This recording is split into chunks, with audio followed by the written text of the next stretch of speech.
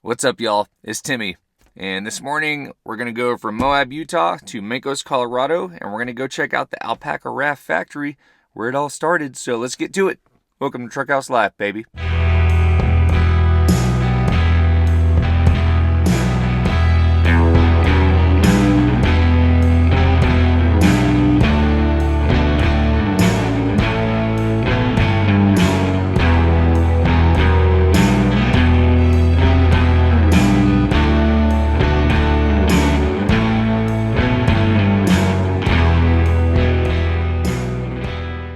Good morning, everybody. It is bright and early 6:30 a.m. We're in Moab, Utah right now, and I've got about a 2.5-3 hour drive, and we're going to go to the Alpacka Raft factory.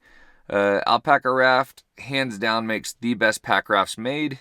I haven't been down to see the Alpacka Raft factory since 2010, when Sherry, the owner, flew me down to help work on some design, some R&D for thigh straps. It's been crazy watching pack rafts progress over the years. It's completely changed now. And I think it'll be cool to check it out. So let's go. This is where we camped last night. Pretty nice little spot.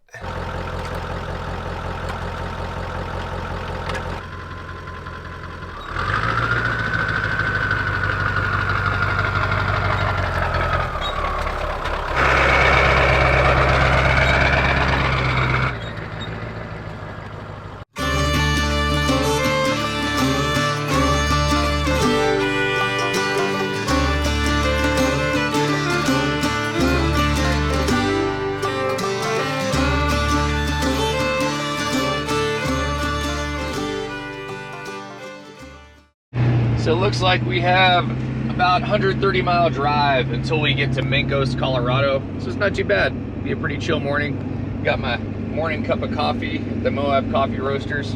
And for those of you guys that don't know, a pack raft is an extremely lightweight, extremely portable, foldable, rollable boat that is capable of doing Class 5 whitewater if you want to, or just floating around in a lake. But they're super tough, super strong.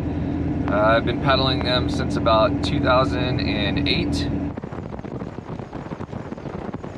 Hey guys, look, it's a hole in the rock. Looks like a Jeep's up there on the edge. It looks extra sketchy. I'm sure it's parked up there permanently.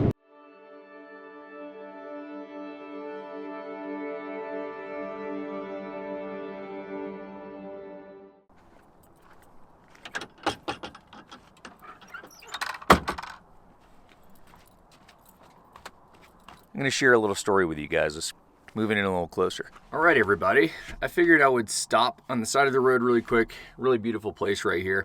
And I feel like it's important to tell you about my experience, my history with pack rafts, so this whole video makes sense. For those that don't know what pack rafts are, they're basically a one-man inflatable device that'll get you down a river or a lake. So you started seeing pack rafts in Army surplus stores in the 1950s after World War II. So a guy named Dick Griffith is essentially the grandfather of pack rafting. He was kind of the first one to start taking the boats out and just kind of pushing them and seeing where you could go and seeing what you could do in them.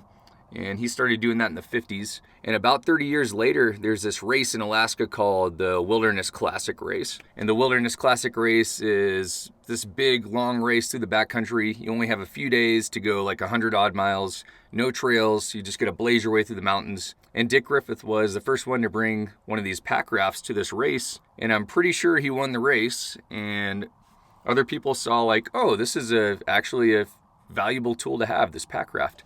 And so it all started. So essentially Alaskans started this whole pack raft in the wilderness thing, and it kind of became a thing for the Wilderness Classic. And then it kind of progressed from there. And if I remember right, a guy named Thor Tingey, who you guys are going to meet in a little bit, he participated in the Wilderness Classic race. And Thor saw the significance of having a pack raft along with you to do this wilderness race and get through the wilderness faster. And he came back home. And his mom, Sherry Tingey, I believe she sewed him the first Alpacka Packraft, you could call it. And that progressed into kind of a company. And in the early 2000s, Alpacka Raft, they're called, started a packraft company. And to this day, they hands down make the best pack rafts, period. I don't care what anybody says, that's my opinion, but they make awesome boats. They're super light, super indestructible. And a guy named Roman Dial, who you guys might have heard of, he is the baby grandfather of pack rafting. He started taking these pack rafts, these Alpacka rafts, to pretty crazy places, including whitewater, and really pushing them. And it didn't really catch on too much. He was my thesis advisor, and I'm a whitewater kayaker, as you guys know. So Roman talked me into buying his son, Cody's pack raft. And Cody's no longer with us. Roman has a book out called The Adventurer's Son. If you guys are interested in that, it's a fantastic story and just captures what happened to Cody. Anyway, I bought Cody's boat from Roman, and that was in 2008. I noticed when you sit in these pack rafts, it's essentially just a floating bathtub. So it's really sloppy. And they do have a skirt that covers it, but you're just floating around in it. And I'm like, this is crazy. There should be a way to lock yourself into this boat. So to solve my problem, I went to Alaska Raft and Kayak and bought some inflatable kayak thigh straps and some D-rings. And I glued them to my pack raft, to Roman's son's boat that I bought. And if you guys look back, I think it was like 2008, 2009, Roman and I went down to Bird Creek in Alaska in October, November. It's super cold, ice all in the river, and it's the first recorded pack raft roll. I think it's called like Eskimo roll in a pack raft if you look up Roman Dial on YouTube. I don't want to toot my own horn and say that started it all, but ever since that roll was recorded and I did that roll in the pack raft, if you look at any pack raft in the world, they all have thigh straps now. It was 2010, Sherry from Alpacka reached out to me, and she offered to fly me down to Alpacka Raft in Colorado and just kind of do some R&D and check out the factory and maybe help look into designing some thigh straps for the Alpacka rafts. So I did that, and that was the last time I was in Colorado at the Alpacka Raft factory. It's been 11 years, and it's nuts. Like, everyone's pushing these boats all crazy. Like, there's all kinds of Class 5 paddlers and pack rafts, and lots of people are enjoying whitewater now. They've totally progressed into whitewater machines, and they're extremely capable crafts. And yeah, I'm excited to check out the factory and see what's up. Here's Timmy's pack raft history. I'm probably wrong about half of what I told you, but that's my knowledge of it. Let's go. All right, made it to Mancos. Here it is. It's right in the edge of the Colorado Rockies, I'm assuming, which should probably start right there. Seems like a small, sleepy town, which sounds like a perfect place to have a factory to get stuff done at. Just follow these detour signs. Here's the detour over the Mancos River, which looks completely dry. All right, according to my map, it says it's like right here pretty much, so better find a parking spot.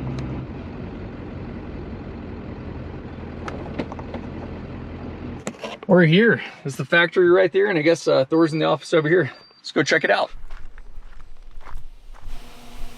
Oh yeah, welcome to the Alpacka factory, guys. Yeah, so we moved into here 2017. This is the main factory.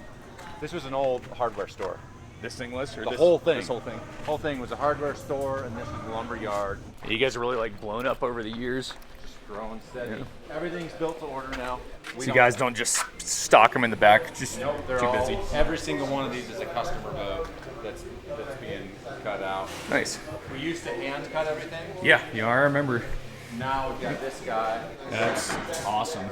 So it takes, and it'll actually like combine the patterns into the smallest amount of material possible. Nice. It cuts them, and it marks them too. So they pull it off the table, and it's pulled off the table unorganized. They like organize it, like all the different like component pieces of the boat. Yeah. But this is not done to an individual person's boat. Yeah.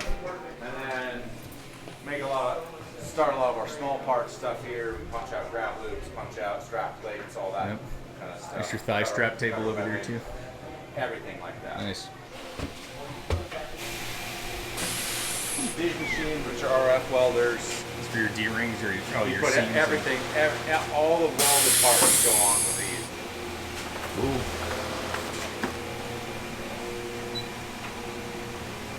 After all the boats have been welded up, they get sorted into the individual boats. So these are all individual customer boats. Yep. And then Rogelio sews them all together. And then they get thrown into a bin, 10 boats per bin. These boats are ready for seam taping. Nice. And then these boats have all been sealed up. They hold air now. They're ready to get floored. These are all custom boats. They got the pink tags on them. They're all like inner tube stage, fancy, cool colors. And then we've got like a couple more. Glue them all up. Get the floors sealed on. That actually protects the main seam. Then after they're floored, we tape the edges and put the decks on. Nice. I like how organized you guys. That's literally like an assembly line, like moving through. Line. Then we jump into shipping. Oh, what's happening? What's up, man? Going on? Put them together, put them in a box. And Yeah. What are you up to over here? Just capturing some action. I'm just hitting some boats together. So take these boats, look at the tag, get all the parts they need in the bin, and then I roll it up with all the accessories like this, and then it'll go to the wholesale dealer that it needs to go to. So you've got the boat rolling down, is what you're saying. Yeah, Nice. I try to. Yeah, so this is the end of where the magic happens, where all the shipping and this is how you get your order. There you go. That's it in a nutshell. Apple. She's been so What's up, Burley? marky. I don't know what her. With the wiring, a ton of power. I mean, that thing. Yep, so you guys got that new mesh bags coming out. Those are pretty sweet. Yeah. How much are you selling this for? Does actually look good. Yeah, they're super cool. Yeah. I can't remember who that is, but that's the Elwha. Elwha? Where's that? Washington on the Olympic I Peninsula. like I've heard of that. That looks It's an awesome. rad river. That's way old school. Yeah, I was about to say. That's probably 2002.